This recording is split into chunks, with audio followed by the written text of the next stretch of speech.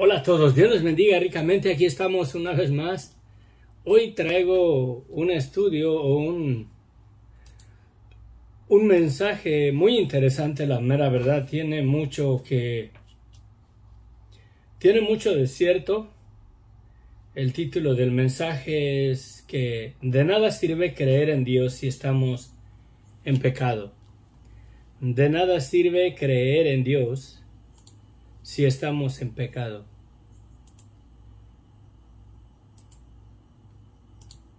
Y es una realidad, es una verdad, porque yo lo he mirado a través de mi vida. Por ejemplo, recuerdo que cuando yo era niño, había unos vecinos ahí en mi vecindario, en la colonia donde yo crecí. Y me acuerdo que tenía unos vecinos que siempre los miré con su escapulario colgado en el cuello. Y los miraba, a veces estaban allá afuera de su casa, estaban tomando y también fumaban marihuana. Y yo verdaderamente miraba un contraste erróneo, ¿no?, en esa situación. Y yo muy niño, la verdad, entre mis, no sé, 9, 10, 11 años, que los miraba que hacían eso. Y ahí estaban y como muy religiosos, creyendo en Dios, creyendo en todas estas cosas de lo que es la religiosidad, ¿verdad? Y a final de cuentas terminaron matando a uno de esos personas, a esos muchachos. Lo asesinaron bien feo por andar en el vicio. Pero una vez leyendo en la palabra de Dios me topé con este pasaje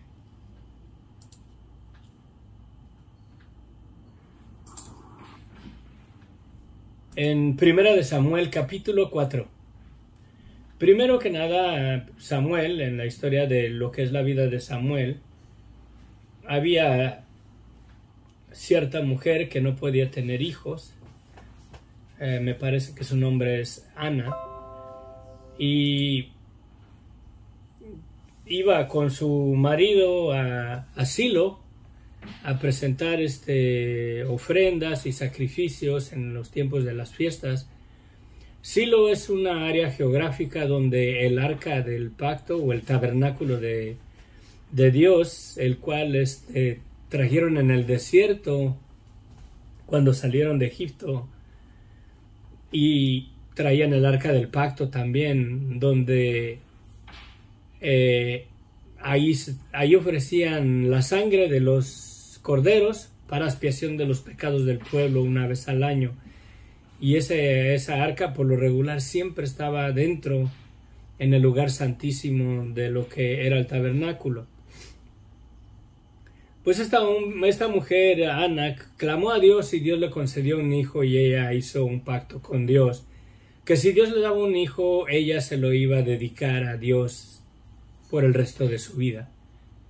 Y después de que lo detetó, después de que lo dejó de amamantar y criarlo, fue y lo llevó al sacerdote Elí y lo dejó ahí en el tabernáculo para que le sirviera a Dios el resto de su vida.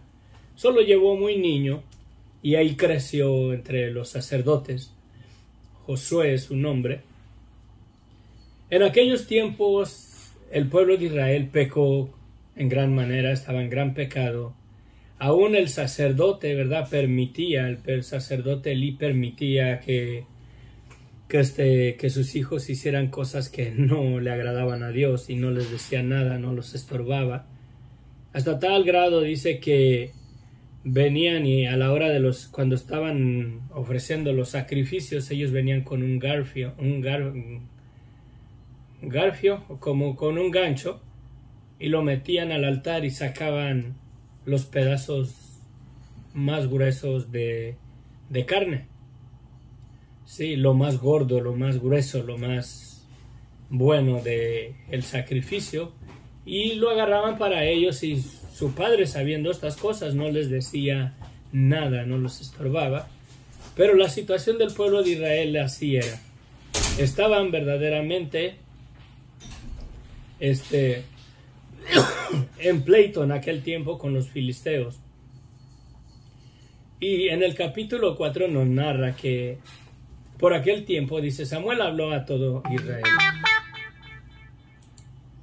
Y nos dice que por aquel tiempo salió Israel a encontrar en batalla a los filisteos y acampó junto a Ebenezer. Es bien importante esta palabra Ebenezer para considerarla.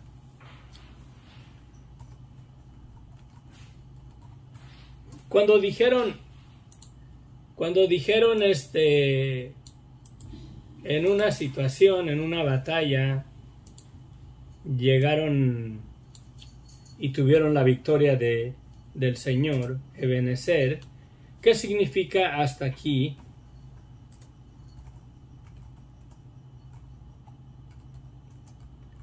Nos ayudó Dios. Ebenezer, hasta aquí nos ayudó el Señor, o Dios. Sí. Y aquí están estos, acamparon junto a Ebenezer. ¿A dónde? Hasta aquí nos ayudó el Señor. Y verdaderamente como si fuera una profecía con un cumplimiento de tiempo. Hasta aquí. O sea, ya después de ahí, pues ya no, ¿verdad? Porque el pecado de sus vidas verdaderamente era grave la situación del pueblo de Israel en su desobediencia en la que cayeron, y aparte de eso toda la maldad de los sacerdotes, ¿no? De los hijos de Elí, y aparte de eso de Elí también, que permitía todas estas cosas en el servicio de Dios, y verdaderamente estaban en pecado.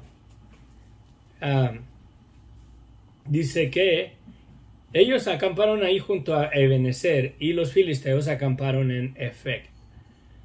Y los filisteos presentaron la batalla a Israel, y trabándose el combate, Israel fue vencido delante de los filisteos, los cuales hirieron en la batalla en el campo como a 4,000 hombres.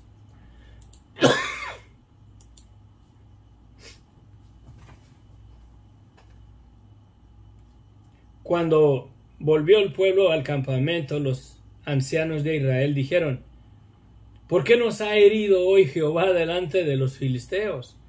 Traigamos a nosotros de Silo el arca del pacto de Jehová, para que viniendo entre nosotros nos salve de nuestros enemigos.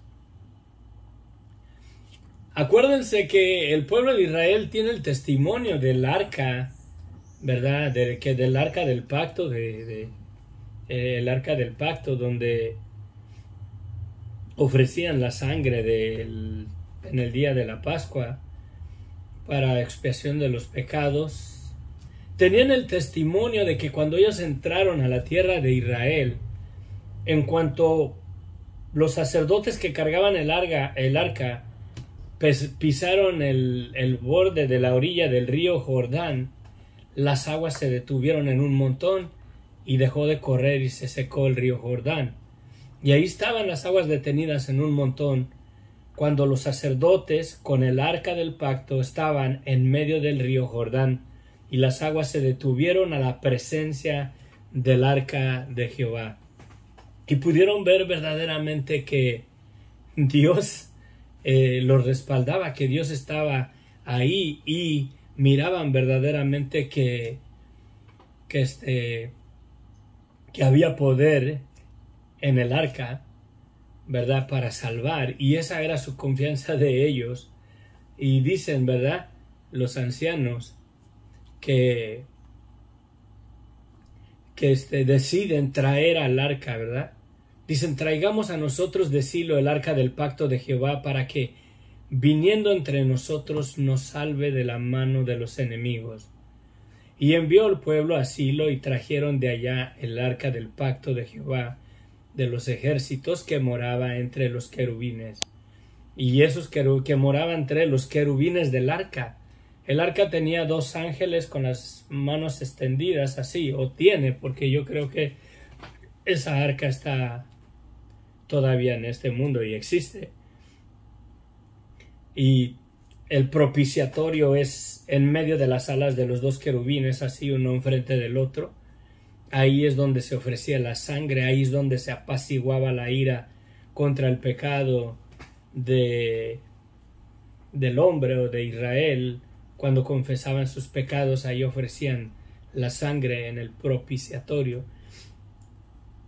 Y entonces envían, ¿verdad?, a Silo y la traen el arca del pacto. Dice que el arca del pacto de Jehová de los ejércitos que moraba entre los querubines. Y los 2 hijos de Elí, este es el rey, el sacerdote Elí, que estaba, verdaderamente no les estorbaba a sus hijos. Ofni y Finés estaban allí con el arca del pacto. Aconteció que cuando el arca del pacto de Jehová llegó al campamento, todo Israel gritó con tan gran júbilo que la tierra tembló. Cuando los filisteos oyeron la voz de júbilo, dijeron: ¿qué voz de gran júbilo es esta en el campamento de los hebreos? Y supieron que el arca de Jehová había sido traída al campamento. Entonces los filisteos tuvieron miedo porque decían: ha venido el Dios al campamento. Y dijeron: ay de nosotros, pues antes que ahora no fue así. Ay de nosotros, ¿quién nos librará de la mano de los dioses poderosos? Porque tenían el testimonio, estos hombres sabían y conocían las cosas que habían acontecido con el pueblo de Israel desde su salida de Egipto, porque dice: estos son los dioses que hirieron a Egipto con toda plaga en el desierto. Esforzaos, oh filisteo, y ser hombres, para que no sirvan a los hebreos como ellos nos han servido a nosotros. Ser hombres y pelear. Aquí da por hecho que los filisteos reinaban o gobernaban o dominaban verdaderamente a los hebreos por varios tiempos ya de sus vidas.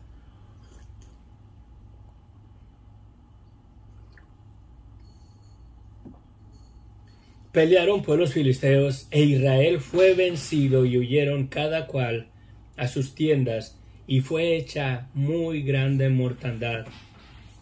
Pues cayeron de Israel 30,000 hombres de a pie. Y el arca de Dios fue tomada, y muertos los 2 hijos de Elí, Ofni y Finés.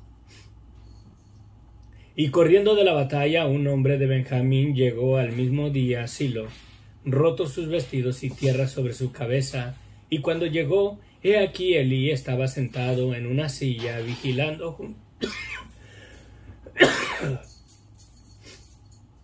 Elí estaba sentado en una silla vigilando junto al camino, porque su corazón estaba temblando, o sea, temeroso, por causa del arca de Dios.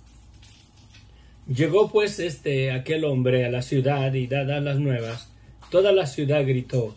Cuando Elí oyó el estruendo de la gritería, dijo: ¿qué estruendo de alboroto es este?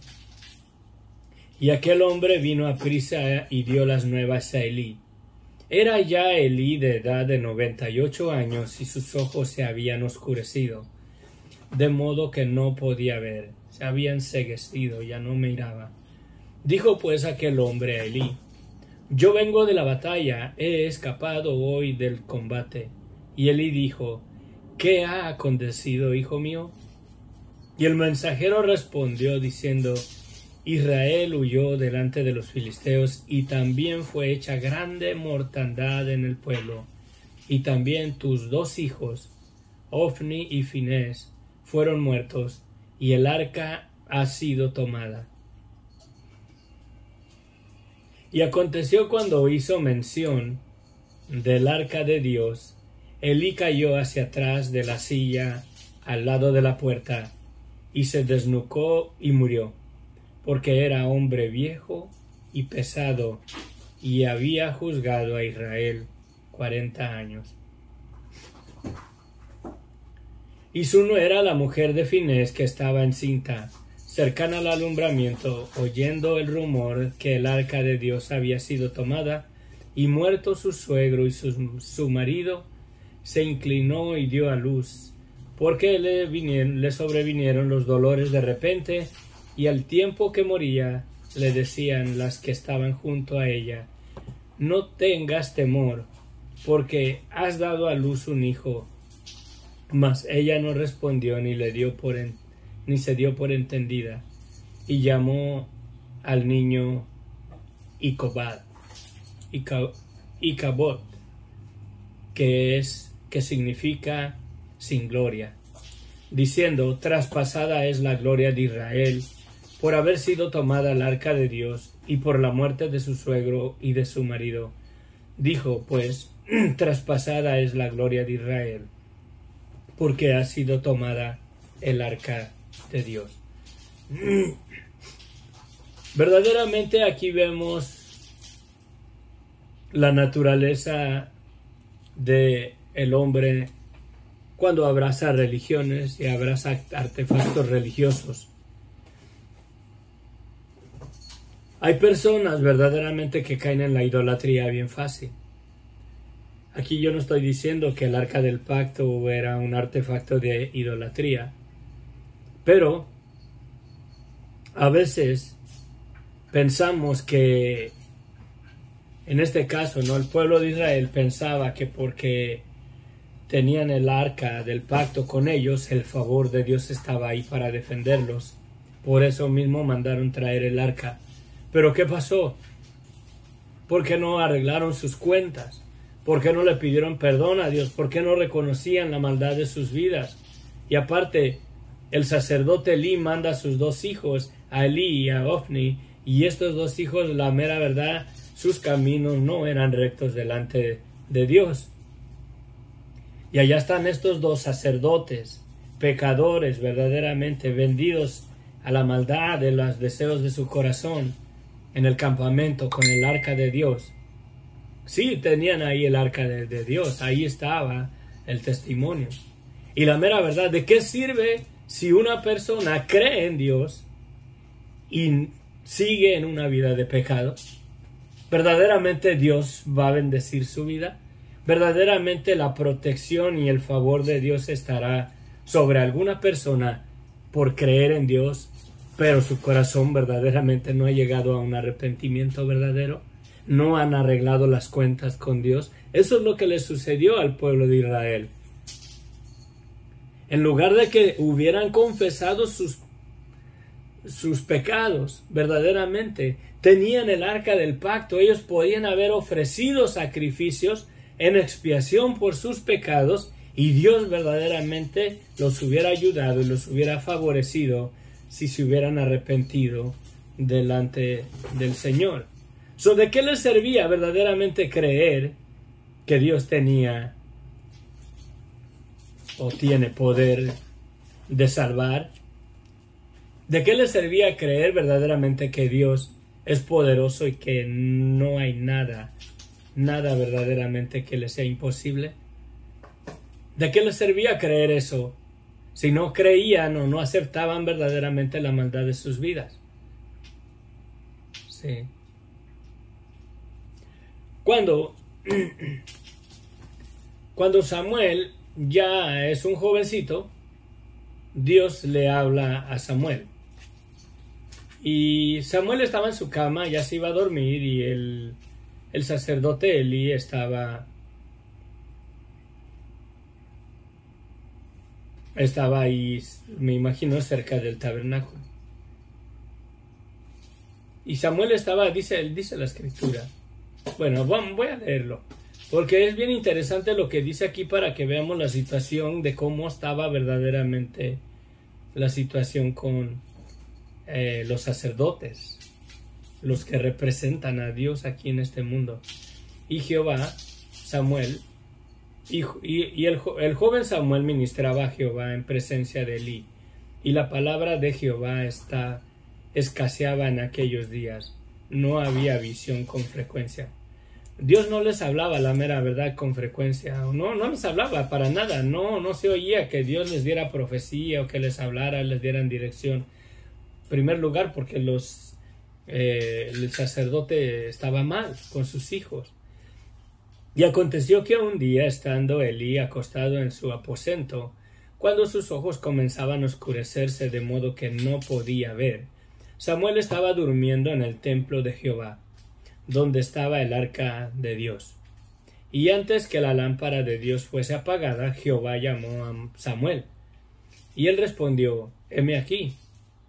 Y corriendo luego a Elí dijo: heme aquí, ¿para qué me llamaste? Y Elí le dijo: yo no te he llamado, vuelve y acuéstate. Y él se volvió y se acostó. Y Jehová volvió a llamar otra vez a Samuel. Y levantándose Samuel vino a Elí y le dijo: heme aquí, ¿para qué me has llamado? Y él dijo: hijo mío, yo no te he llamado, vuélvete y acuéstate. Y Samuel no había conocido aún a Jehová, ni la palabra de Jehová le había sido revelada. Jehová pues llamó la tercera vez a Samuel, y él se levantó y vino a Elí y dijo: heme aquí, ¿para qué me has llamado? Entonces entendió Elí que Jehová llamaba al muchacho. Y dijo Elí a Samuel: ve y acuéstate, y si te llamare dirás: habla Jehová, porque tu siervo oye. Así se fue Samuel y se acostó en su lugar. Y vino Jehová y se paró y llamó como las otras veces: Samuel, Samuel. Entonces Samuel dijo: habla, porque tu siervo oye. Y Jehová dijo a Samuel: he aquí, haré yo una cosa en Israel, que a quien la oyere le retiñarán ambos oídos. Aquel día yo cumpliré contra Elí todas las cosas que he dicho sobre su casa, desde el principio hasta el fin, y le amonestaré y le mostraré que yo juzgaré su casa para siempre por la iniquidad que él sabe. Sí, el sacerdote Elí sabía de las maldades de sus hijos, porque sus hijos han blasfemado a Dios y él no los ha estorbado. Por tanto, yo he jurado a la casa de Elí que la iniquidad de la casa de Elí no será expiada jamás, ni con sacrificios ni con ofrendas. Y Samuel estuvo acostado hasta la mañana y abrió las puertas de la casa de Jehová, y Samuel temía descubrir la visión a Elí. Llamando pues Elí a Samuel, le dijo: hijo mío, Samuel. Y él respondió: heme aquí. Y Elí dijo: ¿qué es la palabra que te habló? Te ruego que no me lo encubras. Así te haga Dios y aún te añada, si me encubres palabra de lo que habló contigo. Y Samuel se lo manifestó todo, sin encubrirle nada. Entonces él dijo: Jehová haga lo que bien le pareciere. Y Samuel creció, y Jehová estaba con él, y no dejó caer a tierra ninguna de sus palabras. Y todo Israel, desde Dan hasta Beerseba, conocían que Samuel era fiel profeta de Jehová. Y Jehová volvió a aparecer en Silo, porque Jehová se manifestó a Samuel en Silo por la palabra de Jehová. Ahí tenemos la historia que verdaderamente el sacerdote verdaderamente estaba corrupto y permitía el pecado de sus hijos ahí en administrar a Jehová. No eran rectos, habían blasfemado el nombre de Dios, lo habían deshonrado. Y dijo Dios, la maldad llegó hasta tal grado que dijo Dios: ya ni por medio de expiación ni por nada el pecado de ellos será perdonado. Y verdaderamente, ¿de qué sirve creer en Dios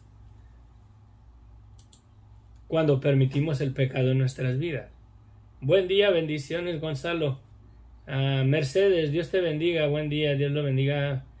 Pastor, nuevamente gracias por contestar mis preguntas y perdone que no pude estar en el directo. Bendiciones. No hay ningún problema, Mercedes, no te sientas así, no tienes que disculparte, yo entiendo. Pero muy interesante, ¿no? Muy interesante verdaderamente. Me agarré haciendo una predicación en base a Edén y a Adán, y bueno, bastante, muy interesante, pero sí, como puedes ver, la misma palabra testifica que él estaba ahí cuando Dios hizo todas las cosas. Hay mucho que decir, la mera verdad. Pudiéramos seguir hablando de eso en otra ocasión, y creo que quizás haga un estudio más completo, más mejor, más centrado, para que sea más cortito pero con más sustancia.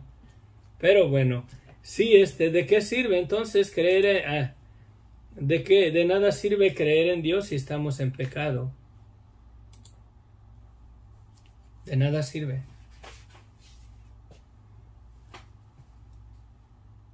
Este mensaje verdaderamente es más que nada para aquellas personas que profesan una fe en Cristo o en Dios y en el Evangelio y viven en una vida de pecado. La exhortación es: hay que arreglar nuestras vidas. Sí. Y digo hay que arreglar porque la mera verdad, pues yo sigo en este cuerpo de pecado y de muerte, en esta carne que se rebela contra Dios. Y tengo que tener mi mente bien centrada. ¿Sí? Tengo que tener mi mente bien centrada.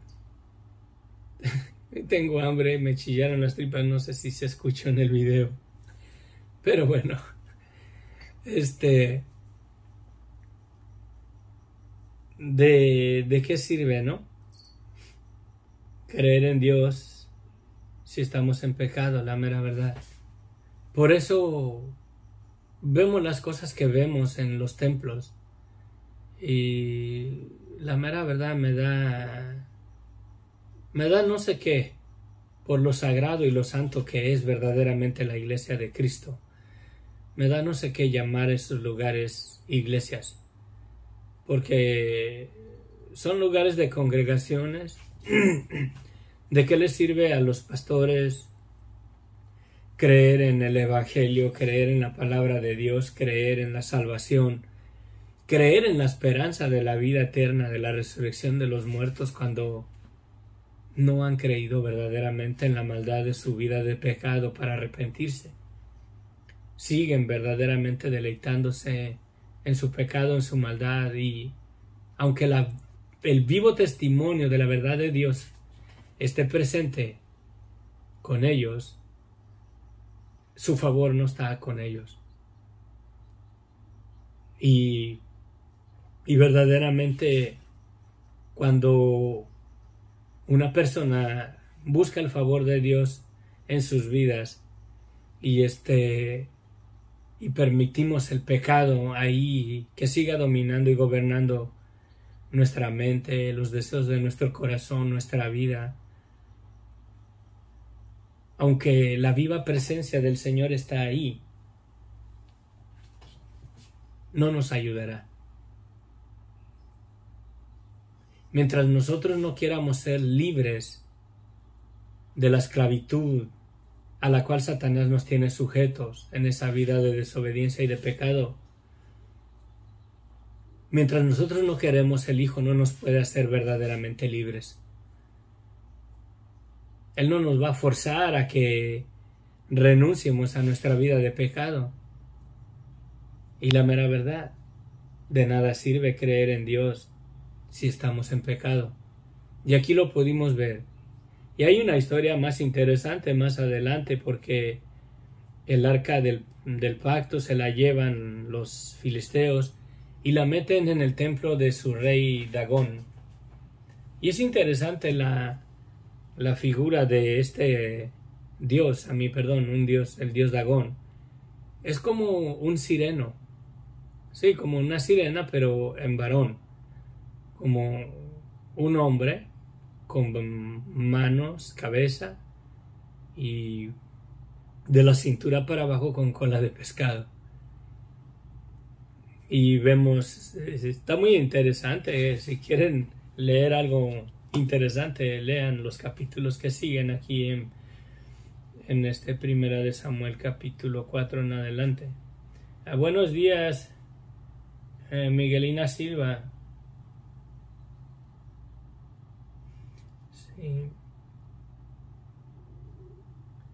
Buenos días, Sofía, Jorge, bendiciones. Un saludo, Cristo Jesús, nuestro Señor. Sí, Señor nuestro. Y bendiciones para todos ustedes. Cristo vive, amén, aleluya, sí. Sí, amén, Cristo vive. La mera verdad, creo que todo cae en la posición del corazón. Todo cae en la posición del corazón. Una persona puede creer verdaderamente en el Evangelio, en su totalidad. Puede entender y puede verdaderamente creer que Cristo nació de una virgen, que vivió la vida perfecta que ninguno de nosotros puede vivir. Puede creer que Cristo es el Hijo de Dios. Puede creer verdaderamente que sí murió y que su sangre fue derramada para perdón de pecados y que resucitó al tercer día y que ascendió al cielo y está sentado a la diestra de Dios Padre. Pero si no cree verdaderamente en la maldad de su vida, para arrepentirse, ¿de qué sirve? Hoy en día en muchos lugares donde se congrega las gentes, y cuando hacen el llamado a aceptar a Cristo como su Salvador, le dicen a la gente, y agarran pasajes bíblicos, agarran Biblia y le dicen que si confesares con tu boca que Jesucristo es el Señor y que Dios le levantó de los muertos, serás salvo. Es verdad esa palabra, amén, gloria a Dios. Pero no les hablan verdaderamente que se arrepientan. No les dicen que deben de arreglar sus cuentas con Dios para ser salvos. Y les dicen todas estas cosas. Que el que en Él cree no es condenado. Pero el creer en Cristo es más allá. Debemos de creer en la maldad de nuestras vidas. Y eso es lo difícil. Y Satanás nos engaña con la misma Biblia, con lo que está escrito, y nos convence, nos seduce a que Dios es misericordioso, estás bajo la gracia. Y te dice básicamente que tu vida de pecado ha sido justificada por la sangre de Cristo. Que tú no eres salvo porque ya no pecas. Tú eres salvo porque Cristo murió en la cruz del Calvario. Sí, pero debemos de hacer algo. Jesucristo mismo, cuando predicó el Evangelio, ¿qué hacía? Hacía el llamado a que se arrepintieran. Debemos de reconocer verdaderamente la esclavitud del pecado en el estado que se encuentra toda la humanidad, en un estado de desobediencia, de pecado y de muerte. Porque si no le hacemos caso verdaderamente al Evangelio, y el Evangelio es el llamado a arrepentirnos, de nada sirve creer en Dios si permanecemos en nuestros pecados.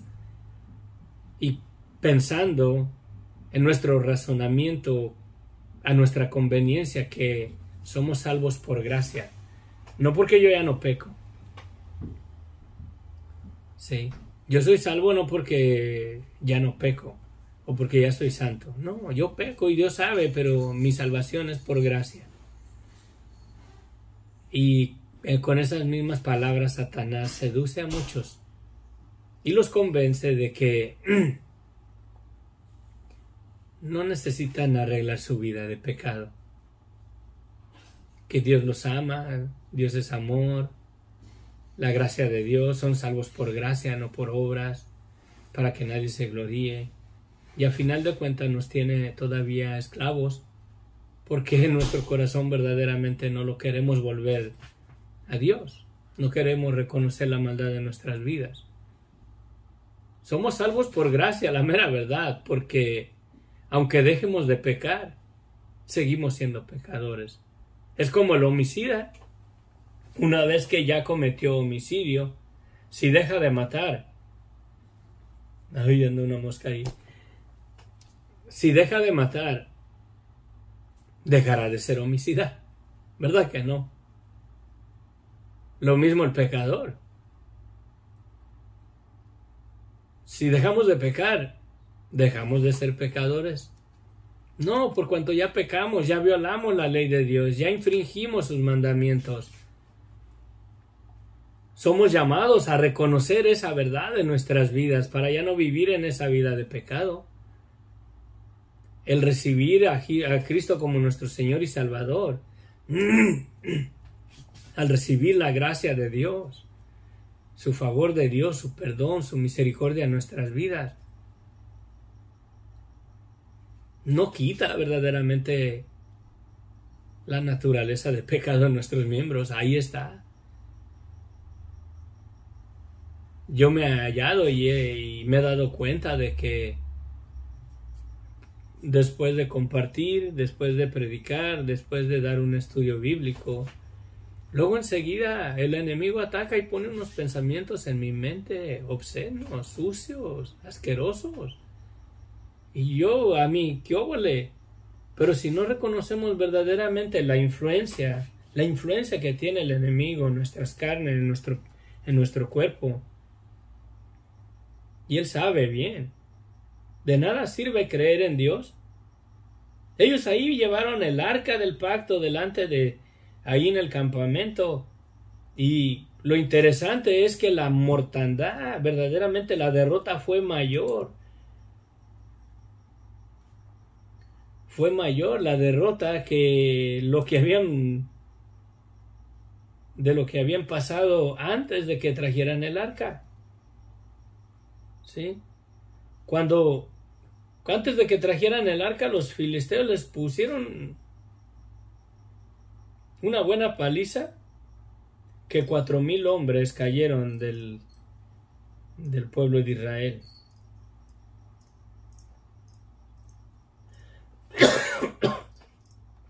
Y cuando trajeron el arca, Israel fue vencido y huyeron cada cual a sus tiendas, y fue hecha muy grande mortandad, pues cayeron de Israel 30,000 hombres de a pie.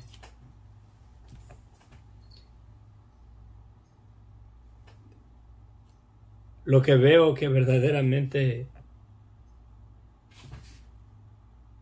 hay juicio cuando usamos el nombre de Dios en vano. Mayor condenación, mayor daño hay cuando usamos el nombre de Dios en vano y seguimos en nuestros pecados. Vamos a acarrear mayor maldición, la mera verdad, sobre nuestras vidas si vivimos así en el pecado. Aquí verdaderamente ahí está, ¿no? Trajeron el arca.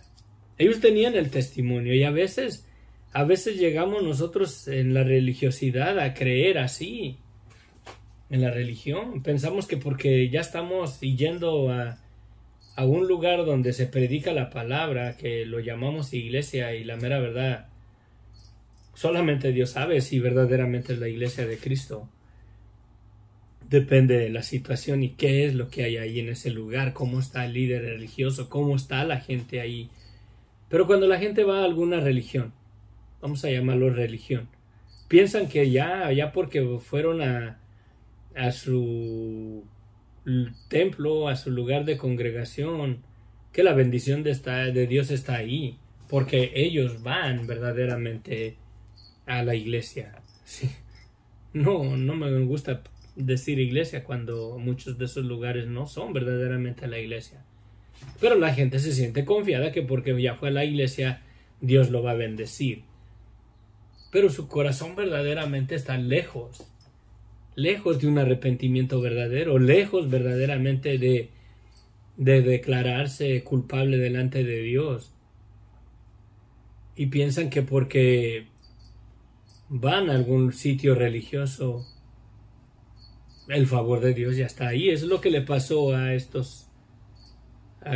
pueblo, a los hebreos en ese tiempo.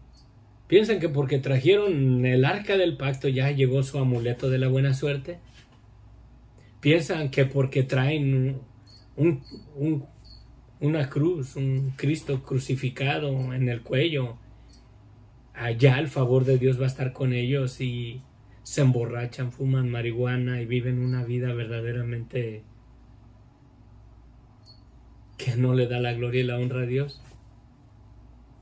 Piensan que por tener una imagen ahí grandota de yeso, de piedra, de cerámica, de cualquier disque santo,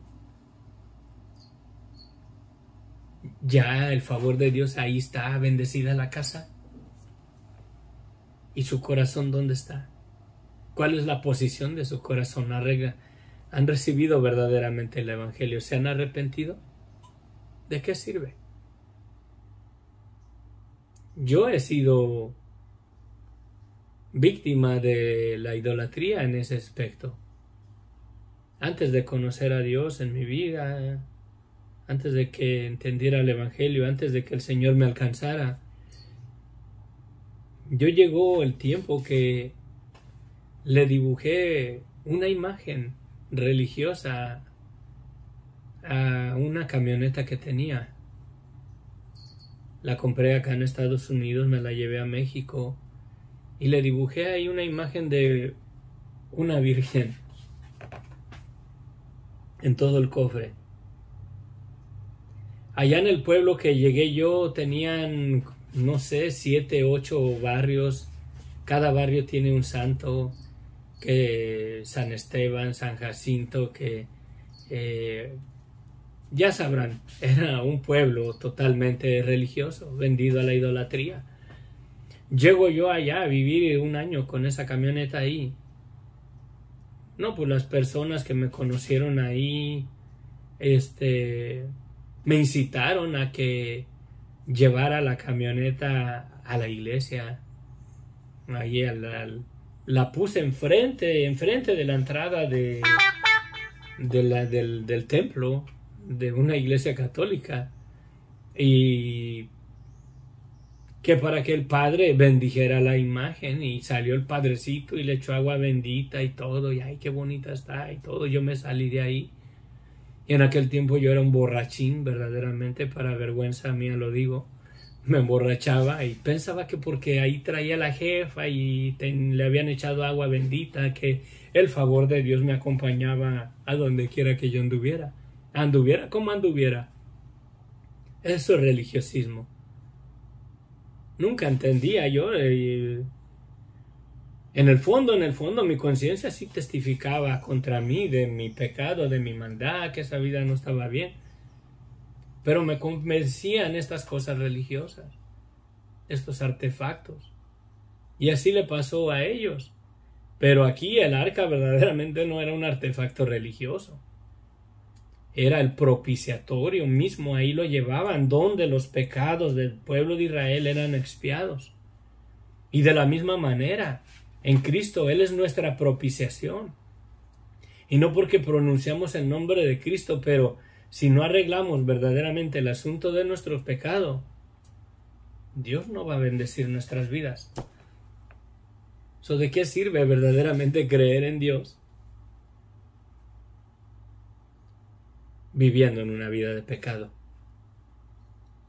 Mayor condenación hay para aquellos que profesamos una fe en Jesucristo y queremos justificar nuestro pecado, nuestra maldad, porque tenemos con nosotros el testimonio de aquel que dio su vida por nosotros, de aquel que murió y nos perdonó, de aquel que extendió o trajo a nuestras vidas la gracia y la misericordia. Pero sin un corazón arrepentido, mayor condenación hay para nuestras vidas. Porque es verdad, declaramos una verdad de lo que es Cristo. Ellos declararon una verdad de qué es lo que tenían ahí con ellos. Y vamos a verlo más adelante, si se puede, ¿por qué no? Que la presencia de Dios estaba en ese lugar, en el arca. Verdaderamente estaba santísima, estaba santificada. Era el propiciatorio donde se ofrecía la sangre de los sacrificios de los machos cabríos para expiación del pecado. Era el testimonio de la propiciación, donde Dios aplacaba su ira contra el pueblo de Israel cuando confesaban sus pecados y ofrecían el sacrificio para perdón de pecados, para expiar por sus pecados. Eso es lo que hubieran hecho antes de haberla traído.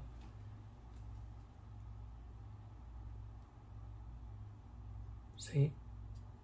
Por eso los demonios verdaderamente tienen control de los lugares religiosos donde se congrega la gente que siguen cargados con sus delitos y pecados en sus vidas, que no vienen a un arrepentimiento verdadero.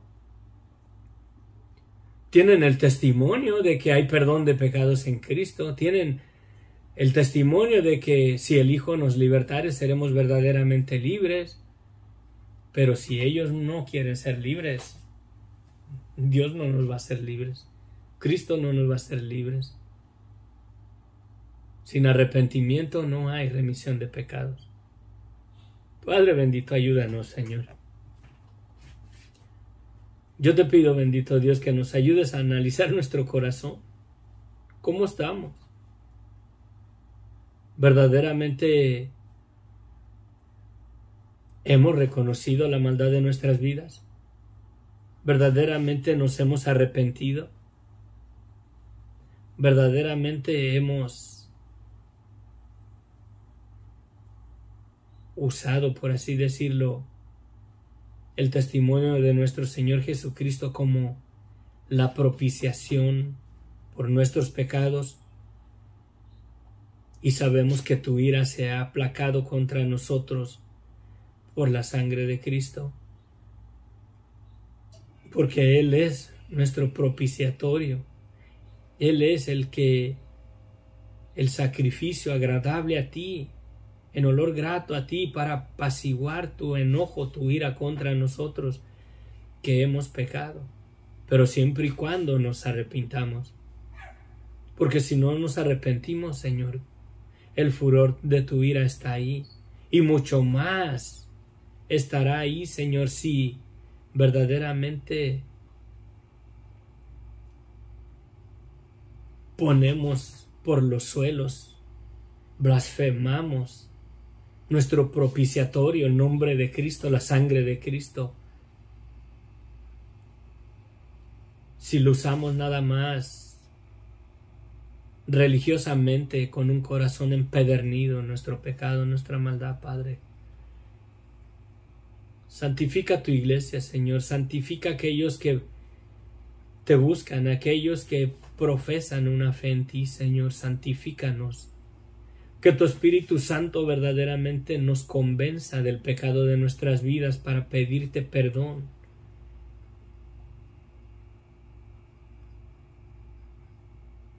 Para no pecar, Señor, contra tu gracia, contra tu misericordia. Para no traer a nuestras vidas mayor condenación. Porque mejor nos fuera, como aquí a los filisteos. Les fue mejor no teniendo su fe en ti, no teniendo el testimonio del propiciatorio que tenían ellos ahí presentes en el arca, Señor.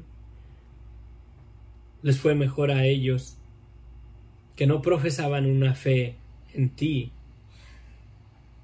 aunque en su vida de pecado y de maldad no tenían tu favor, pero les fue mejor a ellos que a los israelitas teniendo el testimonio de un Dios vivo, pero con un corazón no arrepentido. Dios, guárdanos. Guárdanos de no hallarnos en semejante ejemplo. Guárdanos, bendito Dios, para no caer verdaderamente en lo religioso. ¿Cuántas personas yo he mirado, Señor, que profesan una fe en Dios y pasan delante de un templo y se persignan delante del templo, pero nunca van y ponen un pie en esos lugares? ¿De qué sirve verdaderamente tener un testimonio de que creemos en ti cuando no creemos verdaderamente o no aceptamos la maldad de nuestras vidas para arrepentirnos?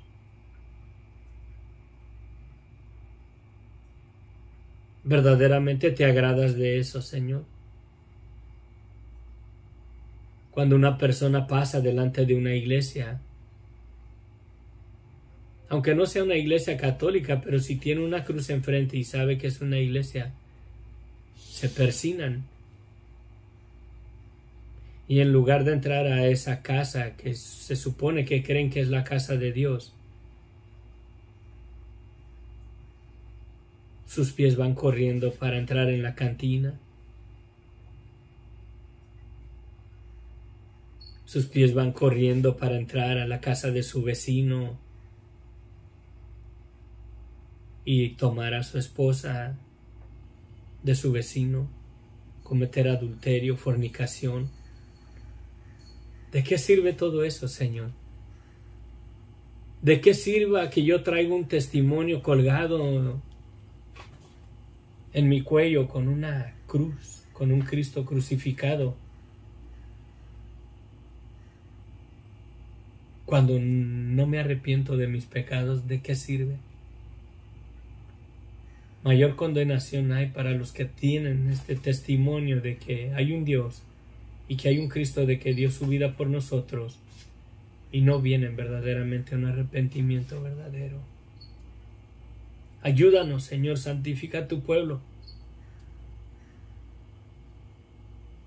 Convíctanos a nosotros que testificamos una fe en ti. Hay áreas en nuestras vidas, Señor, que debemos de cortarlas. Señor Jesús, tú mismo declaraste que si mi ojo me es ocasión de caer, si el voltear a ver a una mujer para codiciarla me es ocasión de caer, que no la mire.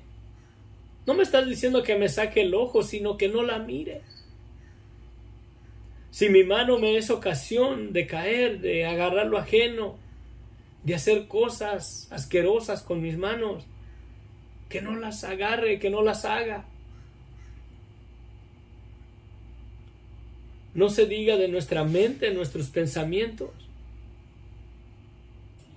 Si nuestra mente verdaderamente se inclina a pensamientos obscenos, a inmoralidad, a maldad, a odio, a rencor, a engaño, a falsedad, a mentira, que cambiemos nuestros pensamientos. Ayúdanos. Necesitamos que tú, oh Señor Jesucristo, nos des esas vestiduras de un sumo sacerdote, que pongas mitra sobre nuestra cabeza para guardar nuestros pensamientos y solamente los dediquemos a los pensamientos del reino de los cielos, a tu justicia, a tu gracia, a tu misericordia, a las cosas de arriba, y ya no entretenernos en pensamientos de las cosas del mundo. Señor, ayúdanos. Ayúdanos, bendito Dios. Sana a tu pueblo, Señor. No queremos, Señor, que derrames bendiciones sobre nuestras vidas. Queremos que derrames de tu Espíritu Santo y nos convicte, nos convenza de la maldad de nuestras vidas para venir a un arrepentimiento verdadero y así poder tomar todas las bendiciones que tú ya has puesto a la disposición de nosotros. Por la fe en tu nombre, si verdaderamente nos arrepentimos y nos abrazamos a los pies de tu cruz, Señor Jesús. Ayúdanos. Te lo pido, mi Dios, en el nombre de Cristo Jesús, Señor. En tu nombre bendito. En tu nombre que es sobre todo nombre, Señor. Nuestra propiciación para nuestros pecados. El sacrificio que ha agradado a Dios Padre para apaciguar su ira contra nosotros Y hay de nosotros si lo menospreciamos. Hay de nosotros si no nos arrepentimos. Hay de nosotros si decidimos seguir viviendo en esa vida de pecado y de muerte, esclavos todavía a las seducciones de Satanás, porque Él es quien manipula la seducción en nuestros miembros. Él es quien nos seduce a seguir en esa vida de pecado y de muerte. Tú nos puedes hacer libres, Señor, siempre y cuando nosotros queramos que nos hagas libres. Siempre y cuando nosotros te pidamos que nos ayudes a vencer el pecado de nuestras vidas, Señor.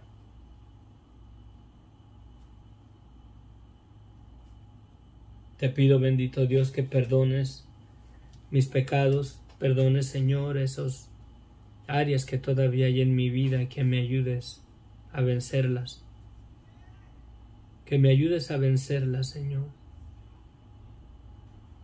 Quiero verdaderamente, Señor, honrar tu nombre, viviendo una vida, Señor, que te agrade a ti, teniendo dominio propio sobre mis palabras, mis pensamientos y sobre los deseos de mi corazón, para guardarme de pecar contra ti, Señor, en el temor tuyo, Señor. Ayúdame.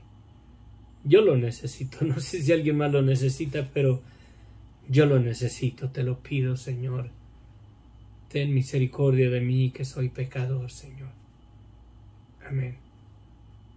Amén. Dios les bendiga ricamente. Pues nos vemos. Voy a ver los comentarios, porque si había más.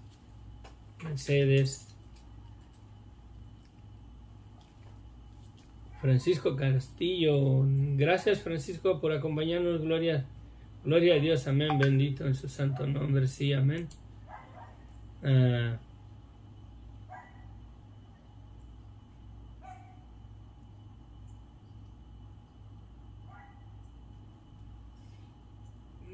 Otra pregunta, está bien Mercedes, vamos a verlo a la luz de Apocalipsis esa pregunta, pero creo que sí.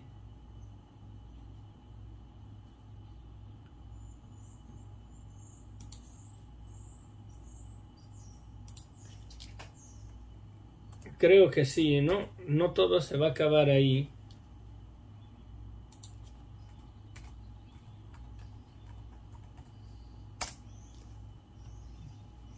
Acuérdate que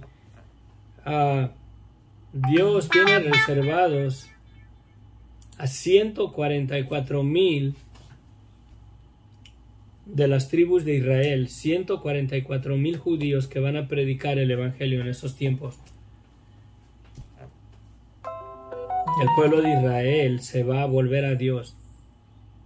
El pueblo de Israel se va a volver a Dios de todo su corazón.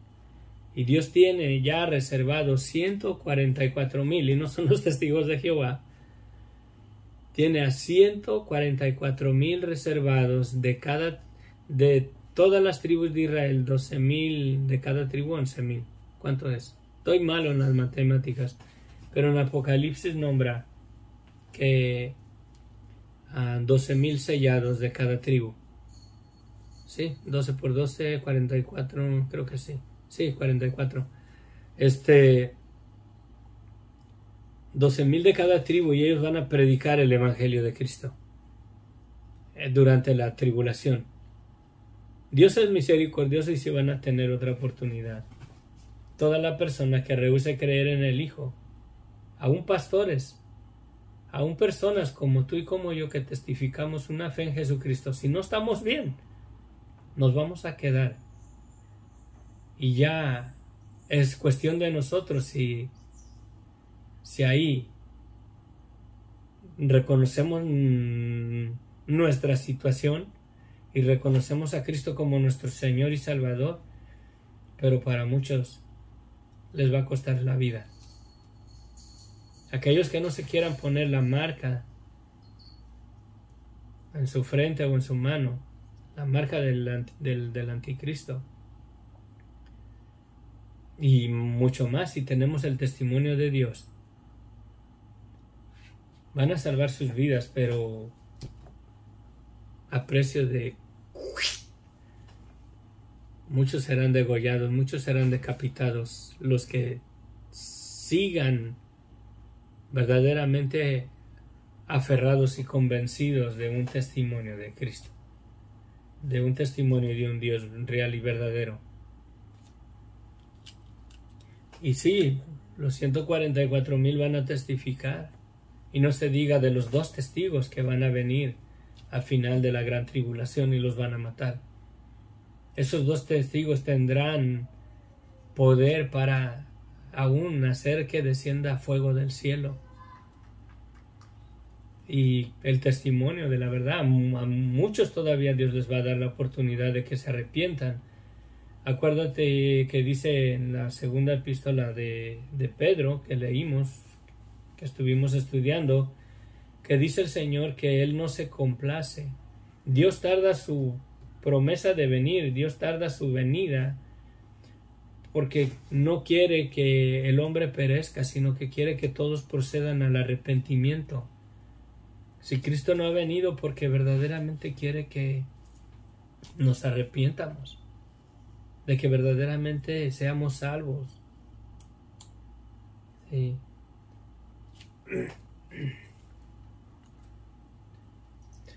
La Iglesia Católica está haciendo mucho daño, pues la mayoría de las personas creen en las imágenes y son idólatras por el engaño de la Iglesia Católica. Es verdad. Yo fui víctima de todo eso. Pero ¿sabes qué? La diferencia, la mera verdad, que yo en mi religiosidad esa que ya hasta donde llegué a buscar verdaderamente esperanza y paz, aún en el rosario. Quise aprender un amigo me regaló un librito ya en mis 20 y tantos años de edad, ¿verdad? Pero quise verdaderamente formar mi esperanza. Gonzalo, ya ven, gloria a Dios, Dios te bendiga. No sé cómo, si es Yaven o Yaven. Bueno, no sé. Pero bueno, Gonzalo, buenos días. Una cosa que sí me pasó a mí, que con toda esa creencias religiosas de la Iglesia Católica o de la fe católica, si hay católicos, con todo respeto se los digo, a mí, nunca me trajo una convicción de que yo estaba bien delante de los ojos de Dios. Y aún dentro de mi corazón, en mi conciencia, yo cuestionaba si verdaderamente eso era de Dios o no era de Dios. Yo no sé si les pasa a todos los católicos eso, pero yo nunca sentí que Dios me iba a perdonar.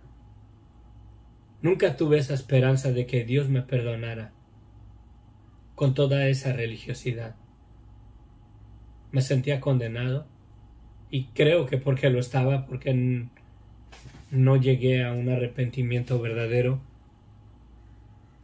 Y esas cosas verdaderamente son para condenación. Detrás de todo eso no está la gente que son católicos o los líderes o los sacerdotes. Detrás de todo eso está la seducción y el engaño de Satanás que los tiene cegados. Pero es la verdad, yo sentía un vacío, me sentía condenado, porque todos sabemos lo bueno y lo malo que hemos hecho ante los ojos de Dios, o todos sabemos lo malo que vivimos delante de un Dios santo, todos. Aunque no sepas que existe una Biblia, todos sabemos lo malo que hemos hecho.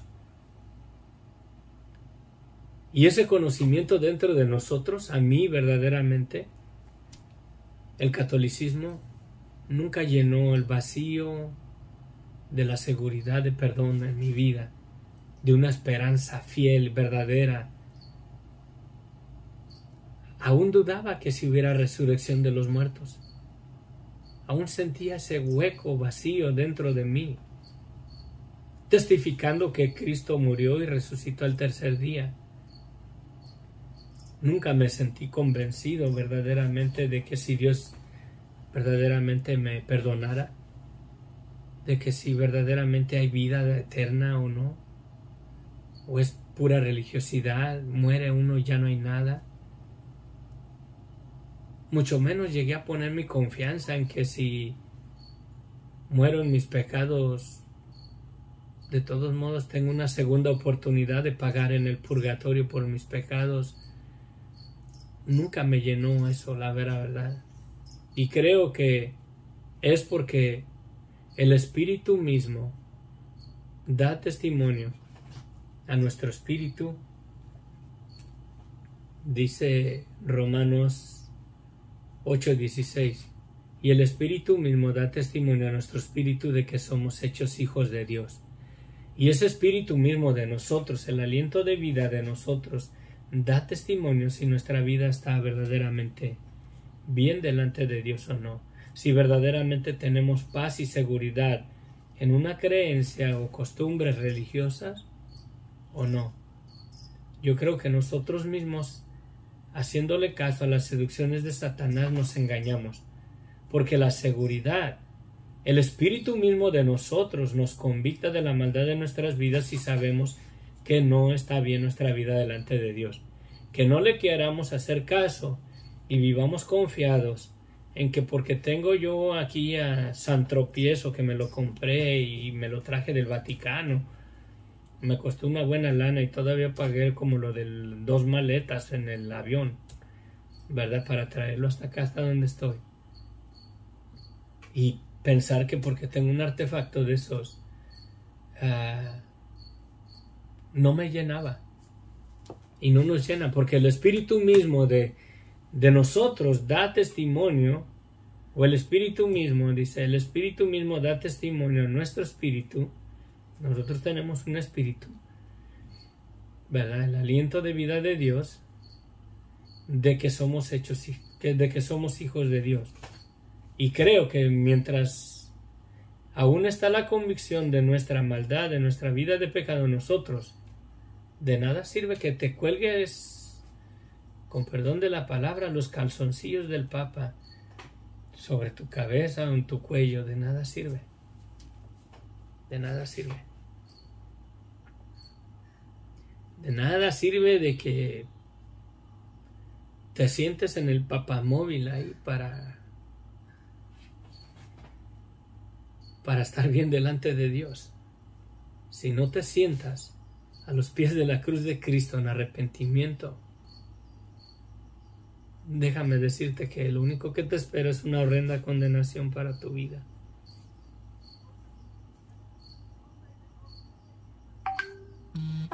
Bueno, nos despedimos porque si no voy a terminar como otras 2 horas más. Padre bendito, gracias Señor, quédate con tu pueblo, Padre bendito, Padre glorioso.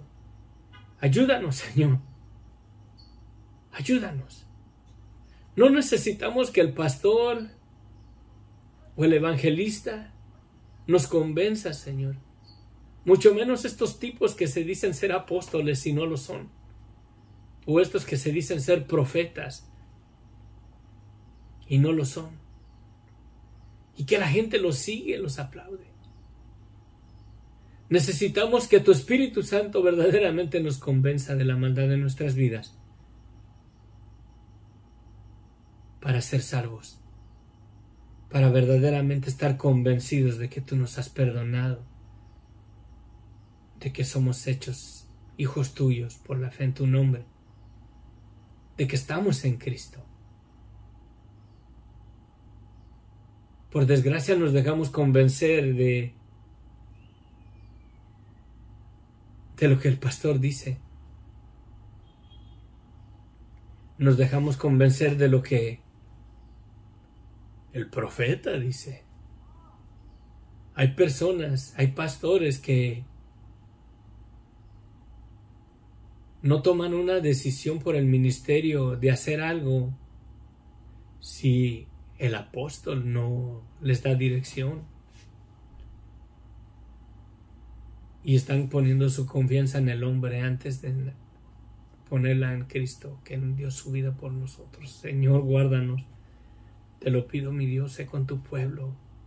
Si alguien tiene que convencernos si estamos bien o estamos mal, eres tú, con el poder de tu Espíritu Santo. Ayúdanos a ser receptibles a su voz, para que nos afirmes verdaderamente en esa esperanza de vida que tenemos en ti. Sé con tu pueblo, mi Dios. En el nombre de Cristo Jesús. Amén, amén. Bueno, gracias por sus comentarios.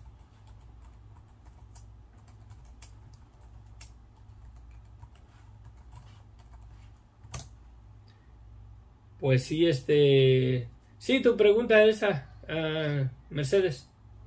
De tomo la voy a subir en el segmento de preguntas y respuestas. Ahí ya la tenemos, pero sí, hay Biblia que testifica de eso. Dios les va a dar una segunda oportunidad, porque va a haber pastores que se van a quedar. Y ay, hay de aquellos verdaderamente que profesamos una fe en Cristo y nos quedemos cuando el Señor venga. Debemos de mantenernos en temor de Dios y guardar nuestras vidas de no pecar contra Él, porque sabemos que pecamos, hermanos. Si decimos que no pecamos, mentimos, y la verdad no está en nosotros, y no tenemos comunión con Él. Amén. Gracias, que Dios les bendiga, les amo en el amor de Cristo.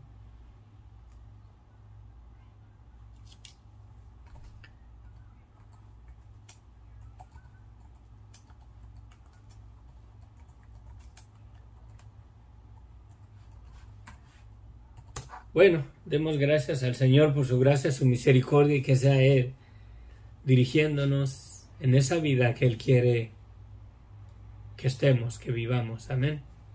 Nos vemos, Jorge, Sofía, bendiciones, Mercedes, Gonzalo, y me faltaba una personita más.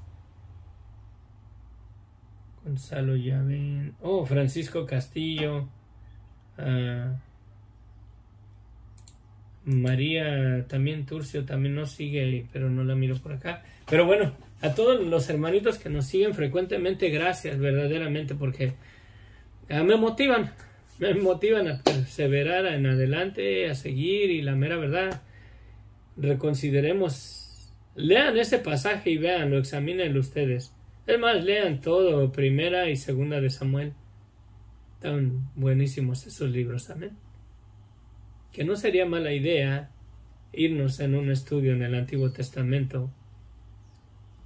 Y sí, que Dios les bendiga, les amo en el amor de Cristo. Amén.